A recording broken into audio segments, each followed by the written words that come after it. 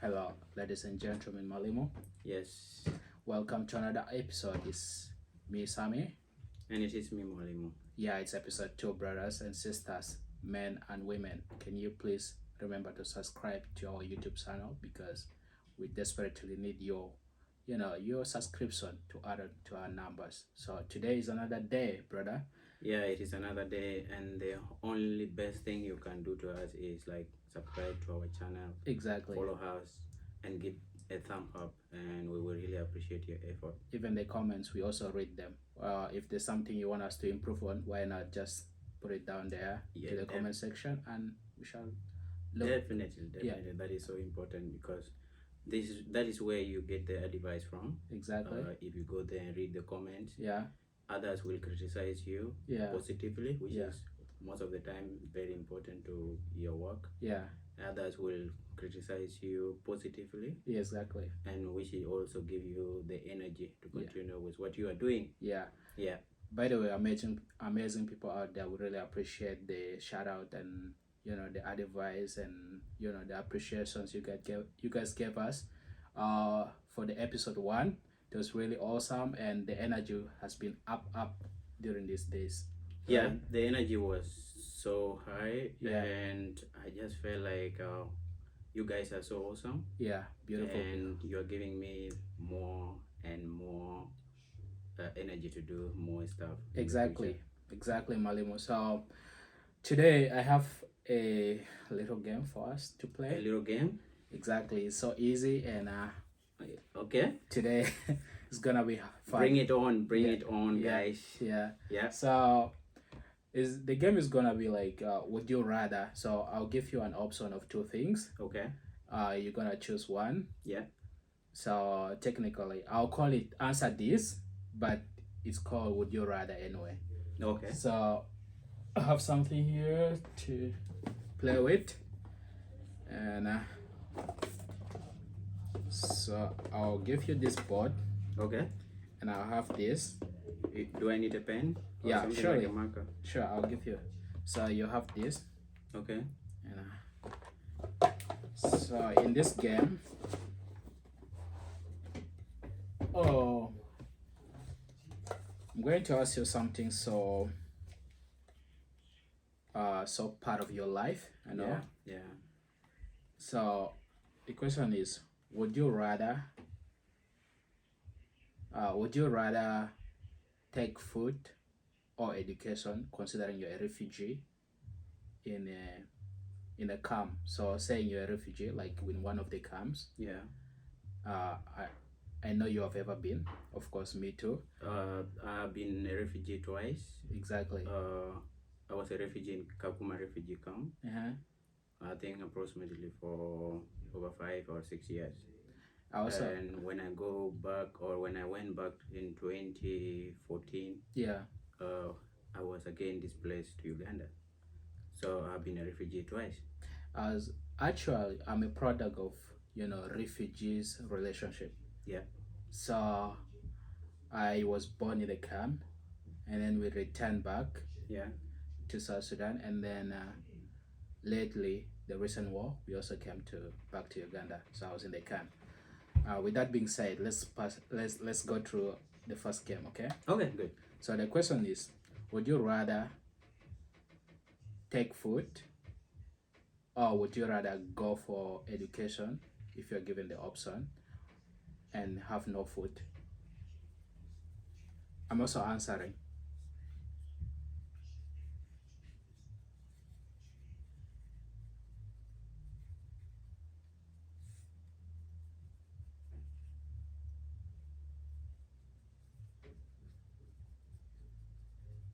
I'm done. Me too. What's your option? Let's say it to the camera. So what is yours? I would rather take education. Me too. So why? Yeah. Why would you go for education?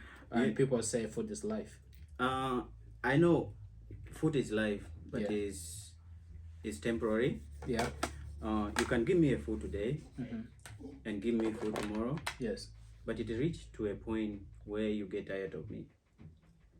It's just like having a story of a fisherman Exactly. with his neighbor. Yeah. The fishermen usually in the morning Mm-hmm. do go and fish Yeah. and come back with fish. The neighbor will come and ask him the fish every day. And so one day the fisherman got tired Mm-hmm. and came back with a fishing net. Yeah. So when the neighbor was waiting at the riverbank, Mm-hmm. the neighbor asked him again the fish. Instead of him giving him fish that day, Yeah. he gave him the fishing net. And so what is the story behind that? Yeah. Is Of that fish. yeah of giving the fishing net is because the person is going to be able to fish on his own Yeah. and will be reliable, and anytime he need fish he has to go to the river and fish, rather than giving him food or the fish every day. Yeah. The person cannot survive. Or what if something happened, unfortunately, maybe that person died, Wow. or maybe that person relocate to another location. So You're the done. best things I will take as a refugee Mm.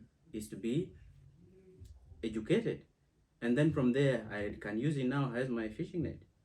So go and look for food for myself Yeah. anytime I want. Yeah. And so that is why I took education when you gave me that question. So Yeah.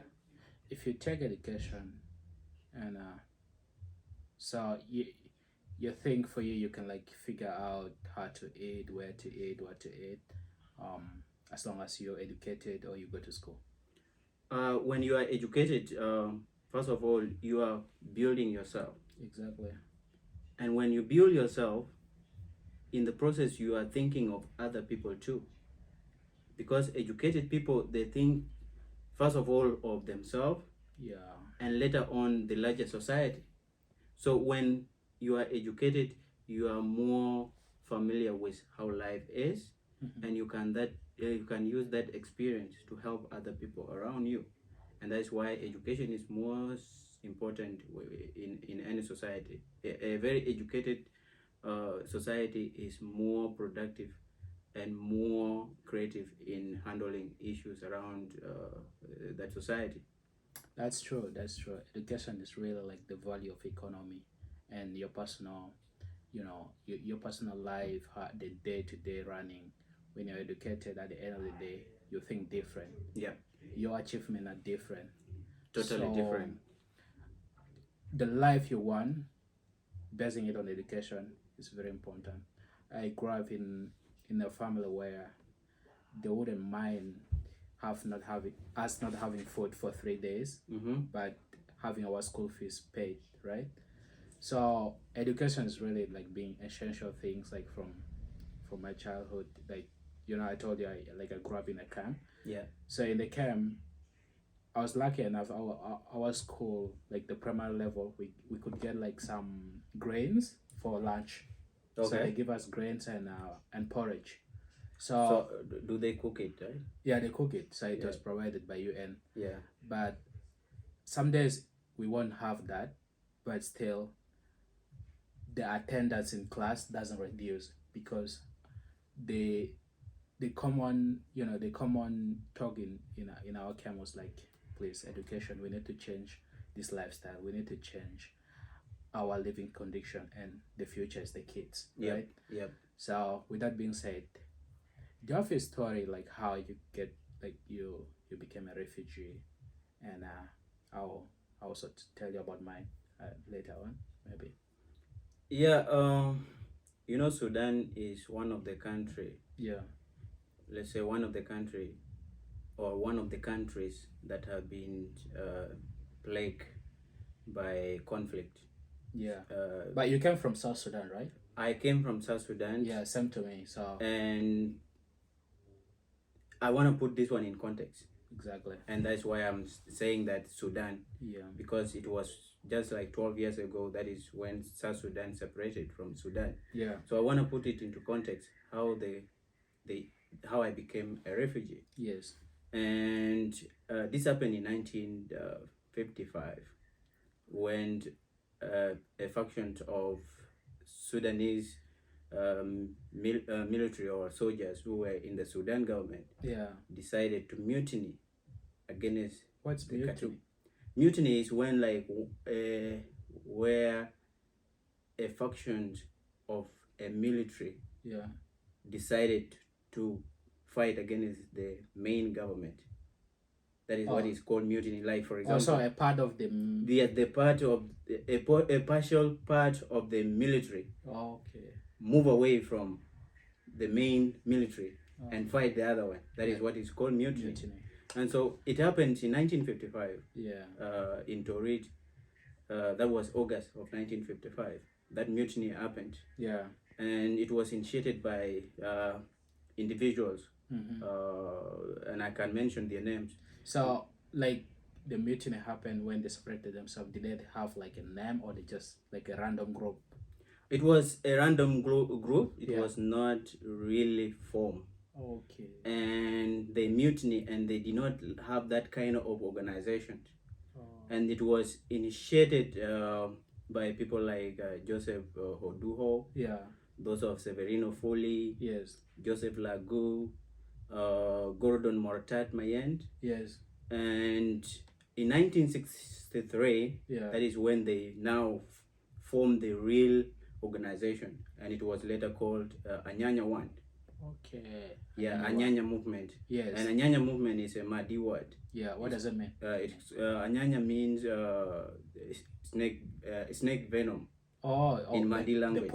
The poison. So they were like poisoning the Sudan government by rebelling. I like the way you're putting my Madi on test, because I actually know Madi and some bit of Logbara. So technically. To go back, that crisis made people within Equatorial region to cross borders. Others went to Uganda. Others went to Congo. And so others went to Kenya. So when this meeting happened, were these people like the Nyanyanya people? They came to Equatoria, right? They basically they were in Equatoria. So it started in eastern Equatoria, which is Torit. And then it spread up to the whole region of Equatoria. And even some part of Lake and let's say the whole Bargazar region. And this was in 1955. 55, okay. That is when it happened. That mutiny happened in 1955. And later on, now the real organization of Anyanya was organized in Kampala in 1963. And it became like a big movement, like the way SPLM became a movement. Right now, And so when that happened, people moved across the borders. And they became refugees. And later on, the peace was signed. Sorry, I want to ask some question here. So, why would people move? Because people moved because they were starting to fight, or because they were recruiting people and they don't want to be recruited? There are many reasons why people move. Others fear of their life.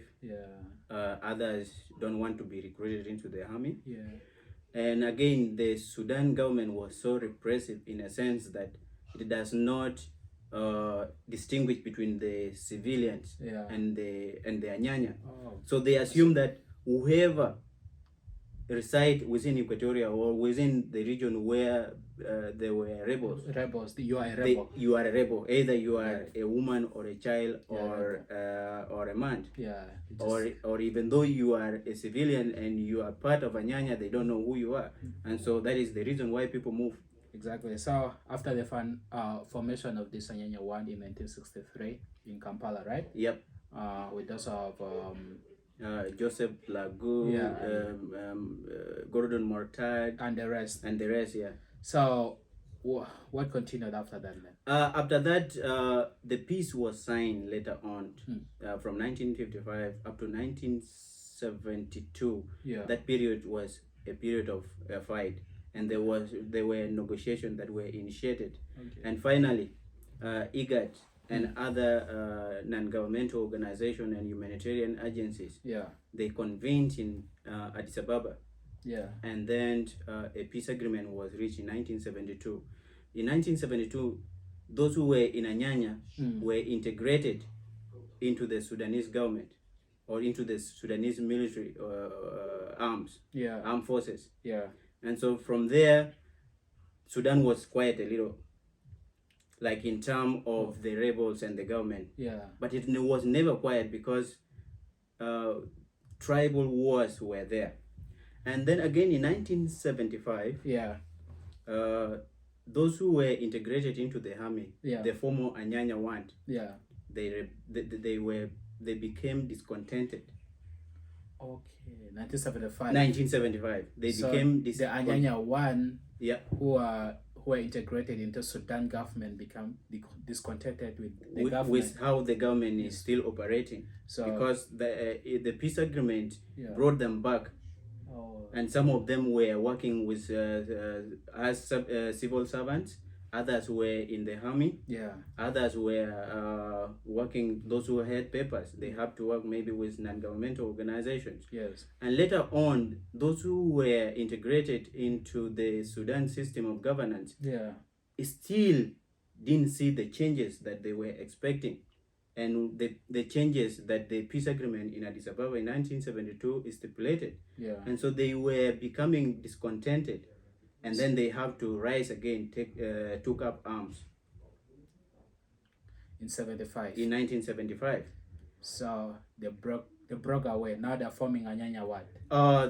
It was Anyanya too, and it was not them who coined that term. It was the Sudan government. Okay. That term, Anyanya 2.0.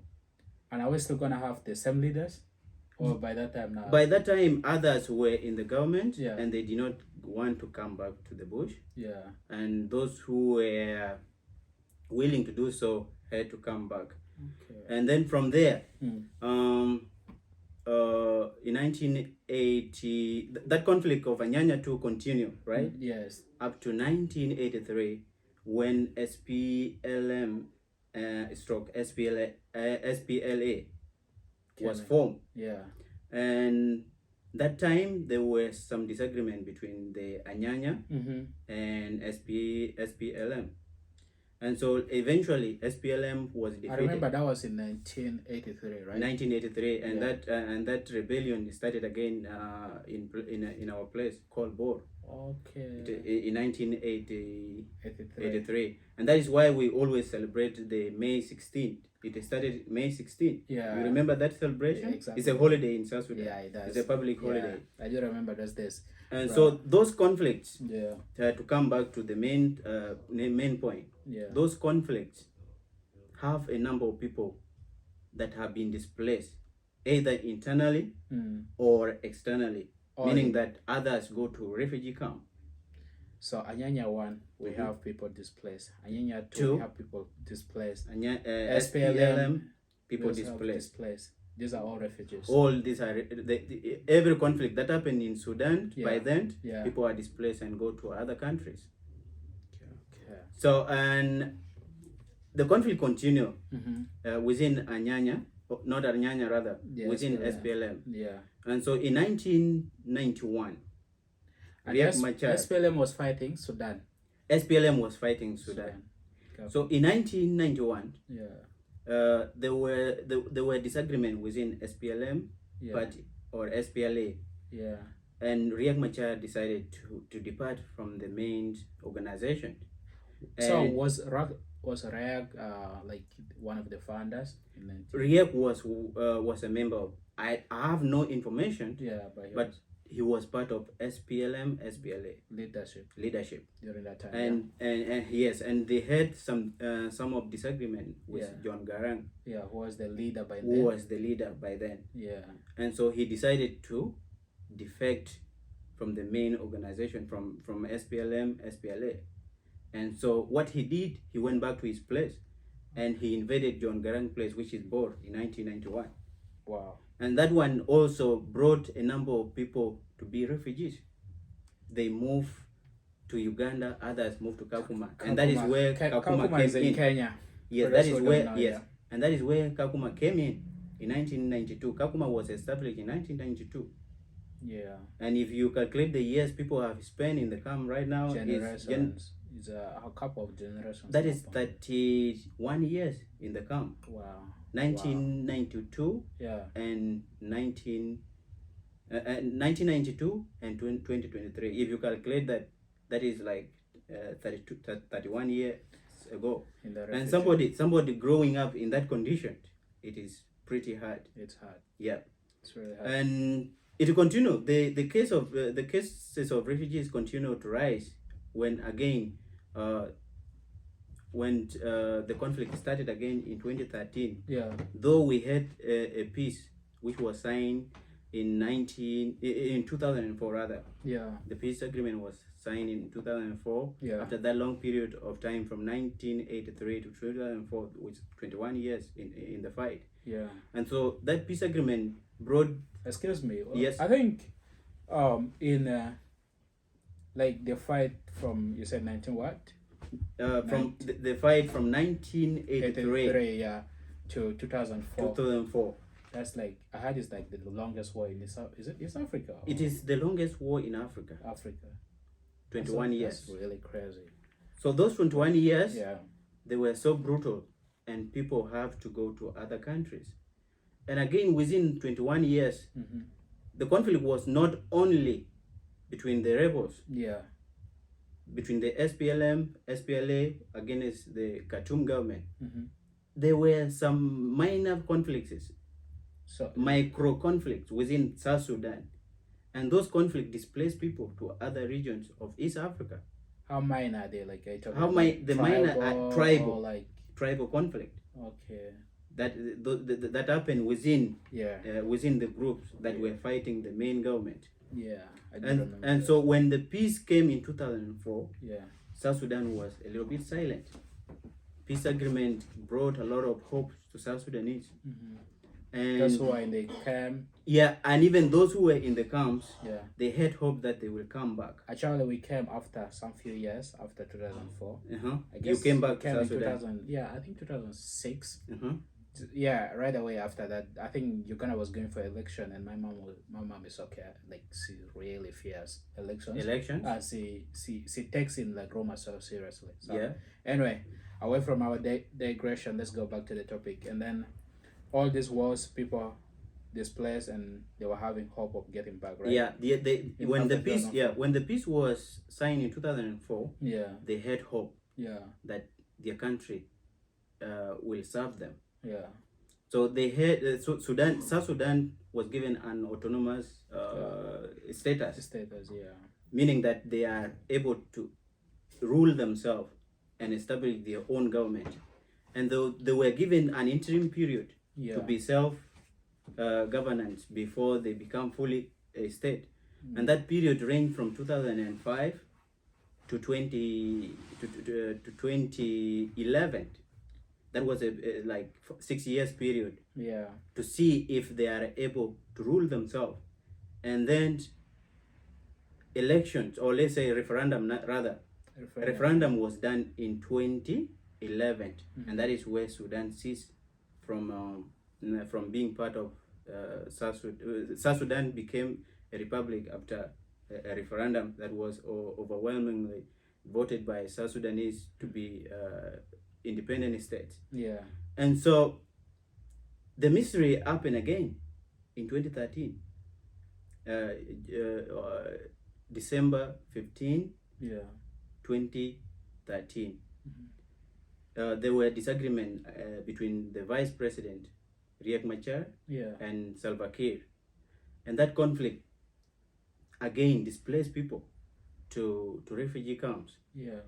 And many people did not come back, even though the peace agreement was signed before 2016, around 2015 there. Mm-hmm. And again, South Sudan has gone through a lot. Again in 2016, the conflict again happened between forces loyal to Machar and Kiir. And Kiir. Oh yeah, Machar. Yeah, within presidential palace. Yeah. So they killed themselves, and that conflict is spread now because Equatorian by then did not involve in the conflict. Yeah. And in 2016, that was I think around July. Yeah. Yeah. That actually got me when I was in Juba. You were in Juba. Yeah. So that conflict again is spread into Equatorial region, which was not affected during the 2013 conflict, and it was the main basket for the whole South Sudan, because it was not affected and they were there to produce agricultural produce. And so when is really good for agriculture. And in 2016, that conflict spread now to the whole Equatorial region, and then a massive number of people migrated to Uganda. Others went to Congo. Others went to Kenya. And in 2013, to go back a little, those who were in Upper Nile, it was the only region that was hit hard by the conflict. So they went to Ethiopia. The others went to Sudan. Those who are near to Chad, they went to Chad. And so South Sudan has experienced a lot of conflicts that has displaced almost half of the population. And so that is where the suffering for the people in refugees come from. It did not just started in 2013. It is something that can be traced back to history. To history in 1955.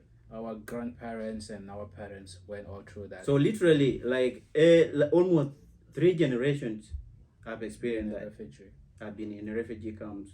So hard to take, man. Yeah. But so, what year do you think? Like, what year you became a refugee? I became a refugee in 2006 when we went to Kenya. When a small tribal conflicts happened in our place. Because Bor and Murle, they are always in conflict. Cattle raiding, child abductions. I used to listen to that thing. And so our village was affected. And so we moved to towns, and later on we went to Kenya. So I became a refugee in 2006, not officially, but in 2007, that is when I reached the Kakuma refugee camp. And so from 2006 to 2014, that's when I was in Kakuma. And when I came back after finishing my high school, again, the conflict happened again. I got that conflict already happened in 2013, and the issue of the problem still persists, and I have to flee the country again and go back to Uganda. It's crazy. It's really sad for those who have never been a refugee or never experienced war in your life. You're lucky, call yourself. And it's one of the devastating things. Like when I talk about 2016, when I was in Juba, bro, like I've never seen people like that was exodus. When they talk about exodus, that was the real exodus. Like seeing humanity in such a desperate position is so wicked. And my question to you is to interject with what you said. I was so devastated. In 2016. When I came from Uganda to South Sudan to come and check on our people. The level of destruction that happened, you just there from Nimili to Juba Road. Nimili Juba Road. I've never been along Juba Nimili Road. You see the houses have been teared down. You can't just imagine the level of destruction that happened. Others were done intentionally. It's very tough. And others were done through maybe when people were fighting. Those who rebelled against the government fight with the government forces. But if you see, you can't even imagine to come back, because you know that your house was a very nice house and somebody has demolished it. It's down. Everything is up to the ground, and it's so distressing to see. I know. I really had like horror stories that side, especially where I came from. Like someone would go to especially like these permanent building houses. The concrete houses. The concrete houses. So they remove the iron seats, the doors, and the timbers, everything, and they cross the border because we are so close to Uganda. They cross the border and sell these things. And my fear is like, yes, maybe one time we're going to return, but when you're doing this thing, you know that there are eyes watching you, right? Yeah. So someone who is watching you doing this might not have the power to say something at that moment because maybe you're strong enough, you have a gun or whatever. Yeah. But like, let's say we all return back, and then the owner of the house get to know that yes, Mr. X did this to your house. Yeah. What do you think is the level of forgiveness that guy has, or like the level of anger he's gonna have to it? Maybe I want to retaliate or something like that. Do you think that there's gonna be such kind of things, and the question of peace become a problem, or what do you think? Yeah, conflict cannot solve It's societal pressing issues. Let's Yeah. put that. yeah, Conflict only harden the heart of people to continue fighting. that's true, man. And so the best thing to do Conf- is Can I say that conflicts harden the heart of people conflict harden the heart of people to continue fighting? to continue fighting. It's really crazy. Yeah. And so the best thing to do is at least give a chance to peace and harmony. Right. And if you give that chance of peace and harmony, I will recreate what I have lost long time ago. So, wow. That goes to the government then. Yeah, it goes to the government. Because It goes to the government in a sense that if the government granted me a security, yeah, that such a things will never happen again, and then what I have lost yesterday, I can recorrect it and I can recreate it and become something better. that's true. And so if we go back to the refugee issue, being in a camp cannot help us Yeah. as Can individuals. I ask you a question? Yeah. Because I actually prepared one question that I want to know what you think about it. Yeah. Do you think like the South Sudan government has a solution toward this refugee crisis? Though most of the time the headings are like UN help the refugees, UN help the refugees. But what do you think is the solution that the government can do to prevent or avoid or reduce or find a lasting solution to this generation of refugees who are outside the country? Yeah, that's a very nice question, Sam. Yeah. There is no society that can be built when the majority of people are outside the country. Yeah.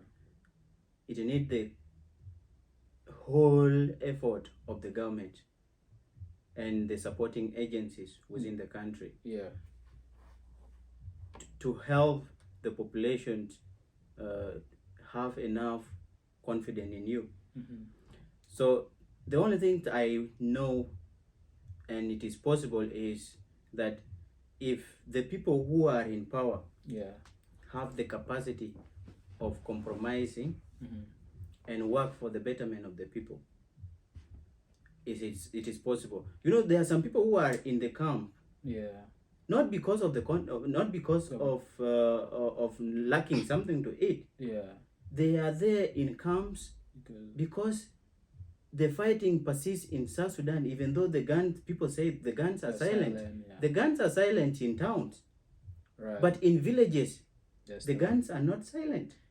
That's true. People die every day.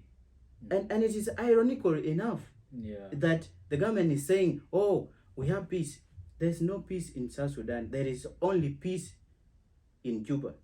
Yeah, I think That is where the peace is. yeah. But, for example, if you move, you have some, yeah. you move from Juba, you have your car, Yeah. and you want to travel to Kajokeji, Yeah. you are not safe. I know. The reason being, there are some people who are holding guns Yeah. in the bush there, Yeah. in their small villages, Yeah. and anybody they deem to be part of the government, they just kill you on the way. Right. So the only thing the South Sudanese government can do right now to rescue the situation of being refugees, Yeah. because it is if you see Yeah. people who are idle, Yeah. they are being fed by others without working for themselves, that society does not move forward. Right. Because the productivity is low. Because sociologists believe that we are a product of who we see and who we listen to. Yeah. We are a Product product of of who you see who we see and you listen to. and listen to. That's yeah. So if you see your mother is not working, right? Yeah. You are in a refugee camp. Mm-hmm. Your mother is not working. Your father is not working. Who do you think you will be? I customize my lifestyle or my thinking to that way. To that way, because working people don't work. Working is not my thing. No, working is not your thing. Yeah. And so the things, the best thing the Sudanese or the South Sudanese government should do right now is to focus on rebuilding their society. Right. Bringing people back. And how do you bring people back? It's not. You cannot go and say, "Oh, you are our people. Yeah. Come back. We need you." Or these are the trucks we have. We are taking you back. We're taking you back. There's peace now. There is peace now. It doesn't work like that. It doesn't work like that. I tried, by the way, in one of the camps where most of my people are. You know, the sense of Palarinia and wherever. Yeah. They came and I think they were like convincing people, hey, it's time, like there's peace, you come back. But anyways, peace doesn't speak for itself, right? Yeah. So let me drive you to where I want, like what the South Sudanese government should do. Right. First of all, they have to work on the issue of insecurity. Yeah. If they have the capacity to silence the guns and remove those guns from individuals who are not supposed to hold those guns. Let's say we have rebels within Jonglei State. Right. Or we have people within Jonglei State who have guns and they go and attack other people in other towns. Yeah. So it is the responsibility of the government to remove those guns. And if those guns are silent, that nobody die from the gun again. Yeah. And people will be like, okay, if I go back to my village, there's no one who is going to kill me, right? Yeah. Do you think a person will still stay in the camp where you have no access to a land? You have no access to any other opportunities, like maybe trading. You have no other access to, for example, your child has finished high school, and there's no high school within your camp. What do we do? What do you do as a person? Your child is not going to school, and you have heard that South Sudan is becoming peaceful because, like, the government has tried to silence the guns by mobilizing people. This is our country, and we need to build this country together. And how do you convince people that? Is to build institutions. Institutions start from a constitution. South Sudan is still very young in governance. Like 12 years ago, that is when they became independent. And so what do? They need to draft a constitution and make a permanent constitution and dictating the terms of how to govern the government, how to govern the country. Right. So like the system, the governance system in terms of how the military will play its roles. Right. The system of governance, how the judicial will play its roles. And the executives and the parliament. If all this is active and everybody within the arms of the government are able to execute their works without being intimidated by one part or another, and then that is where peace comes. So building institution is very, very important for people to trust the government they are asking, trust the government that is asking them to come back to the country. Right. And so if the conflict persists right now, just recently people were killed in Bor. Wow. And so if you hear that you are from Bor originally, and the conflict is still continuing, you would say, I would rather die here than go from hunger than going back and being killed one day. I would rather die slowly than quickly. That's true. Yeah, that's a dark humor right there. But I will also add, like, honestly, I don't think even the government has to come and talk to the refugees that you need to return. They just have to do what you have suggested. What is necessary, right? Do what is necessary. The interest of going back becomes obvious, right? Let's say there's good economics. The economic is really good. The roads are there. The trading is really so profitable. I don't think a trader who is making less in these refugee camps will really persist and live there other than going back, right? So we need, like, the government should boost the economy and support the locals, the local economy so well. I remember that this other YouTuber lady who sells vegetables, right? And she has Oh, this lady with Oh, with her YouTube yeah, name, yeah, Juba Tales, right? Juba tells, yeah, Yeah. and she has every vegetable you can probably mention. She has the onions, whatsoever, everything. And let's say, how can a country like the government support such a person, right?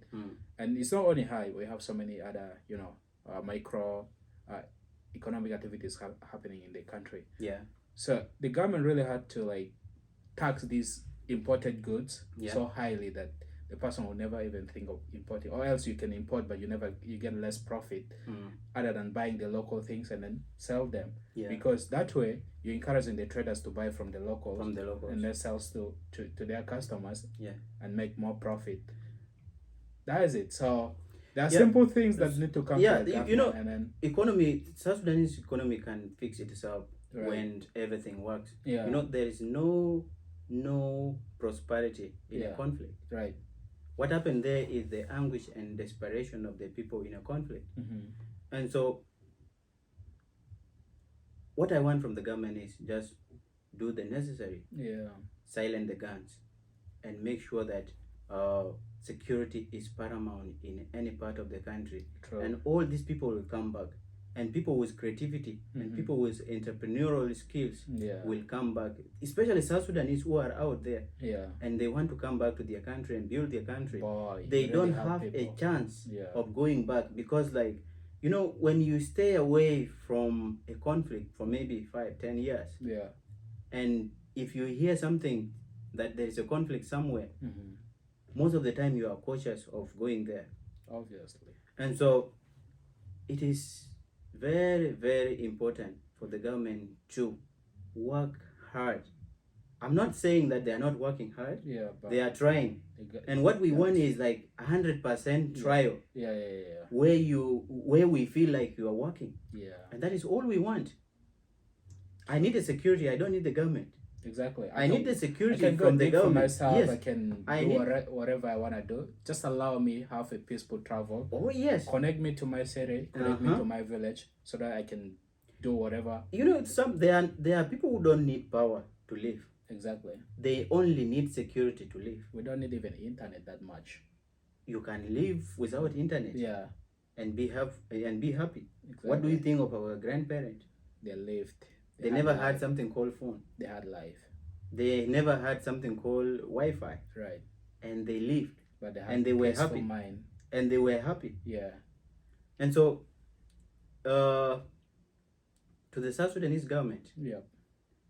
please help us out. Yeah. There are refugees in every corner of East Africa. Yeah. And the best thing you can do to them, Yeah. I know things are hard, Mm-hmm. and nobody is weak to the point of helping him or herself. Right. We are all capable of ourselves as South Sudanese. Mm-hmm. So the only thing we need from you as the government, Mm-hmm. I'm a product of a refugee. I'm a product of conflict. Right. I was born in the conflict, and I was raised up in the conflict, and now I have become a full, mature man. So the best thing you can do to us, for us who had ever experienced being in a refugee, being in a refugee camp rather, the best thing you can do to us, provide us the security we need. Make sure that we have a trust in you, that you can protect us, Right. provide us with the security, and have a hope that we can build this country together. So that is what I can say Wow. to millions of South Sudanese who are in the country and those who are in the refugee camp. Yeah. May the Almighty give us peace and we live Right. together. So, Right. any last things you want to say, Sam? Yeah, I'll just say it has been really a deep conversation, going really into our personal life, and also something that we really deeply care about. Yeah. But at the end of the day, we all need like a utopia society. Yeah. So wherever you're listening to, encourage the word we're talking about, preaching the word of peace and the prosperity of South Sudan, right? Yeah. So with that being said, remember to subscribe. We're the babies in this game, but we want to be the fathers that you never thought we can be. So please subscribe, and thank you.